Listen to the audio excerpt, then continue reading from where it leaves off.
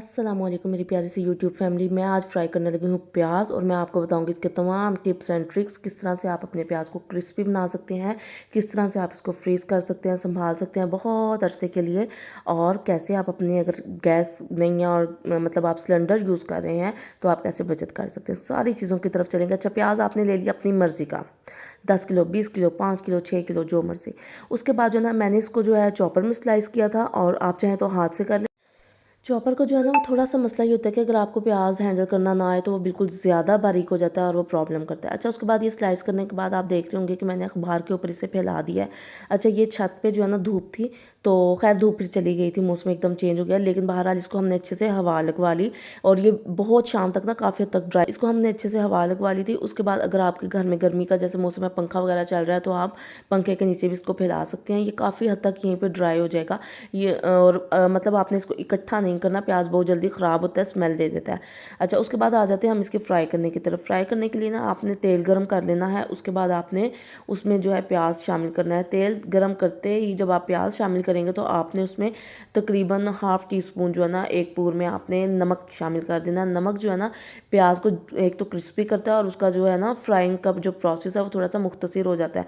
और ये जो मैंने आपको ड्राई करने का तरीका बताया ना, थोड़ा सा हवा लगवाने का, इससे आपका प्याज जो है ना, अगर आम रूटीन में 20 मिनट में एक पूर फ्राई होता है तो ये तकरीबन 10 मिनट में हो जाता है, यानी आधे टाइम का तकरीबन ना हमें इससे फ़र्क पड़ जाता है। तो इस तरह से हमने इसको नॉर्मल सी आंच पे बिल्कुल फ्राई कर लेना है, और बेहतरीन किस्म का जो हमारा प्याज है ना यूँ तैयार होता है। उसके बाद जो आपने इसको फ्राई करने के बाद जिस चीज़ में निकालना है वो आपने लेनी है जाली वाली बास्केट, और नीचे आप उसके एक बाउल रख लें ताकि ऑयल जो है ड्रेन होकर ज़्यादा नीचे ना जाए। और आपको एक और बात बता दूं, जब आपका पहला पूर भी निकलेगा तो आपने उसको थोड़ा सा जो है ना लाइट कलर होगा भी, तो आपने प्याज को उस टाइम पे निकाल लेना है। आप ये देखें वीडियो में लाइट कलर पे मैंने इसको निकाला है, क्योंकि प्याज का जो टेम्परेचर होता है वो इतना हाई होता है कि वो चंद सेकंड्स में ही अपना कलर मज़ीद डार्क करता है ऑयल से निकलने के बाद भी।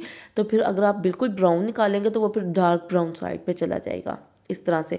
अच्छा, और आपने जो है अगर आप मिसाल के तौर पर आपने एक दफ़ा स्पाइडर भर के निकाल लिया, और आप दूसरा दफ़ा जब स्पाइडर डालेंगे तो उतने में ही आपका जो प्याज है ना वो थोड़ा सा ब्राउन हो जाता है।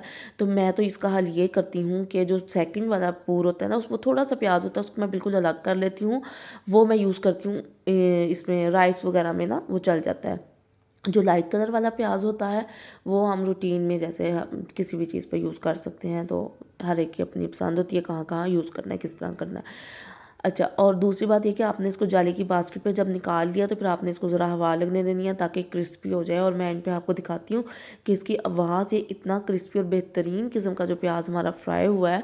तो उसके बाद आप इसको शॉपर्स में, जब ये मुकम्मल तौर पर ठंडा हो जाएगा तो आपने इसे शॉपर्स में डालना है, और आप फ्रिज में भी रख सकते हैं। फ्रिज का जो सब्ज़ी वाला खाना होता है आप आराम से उसमें रख दें, 6 महीने साल ये कहीं नहीं जाता, आराम से आप इसको संभाल सकते हैं।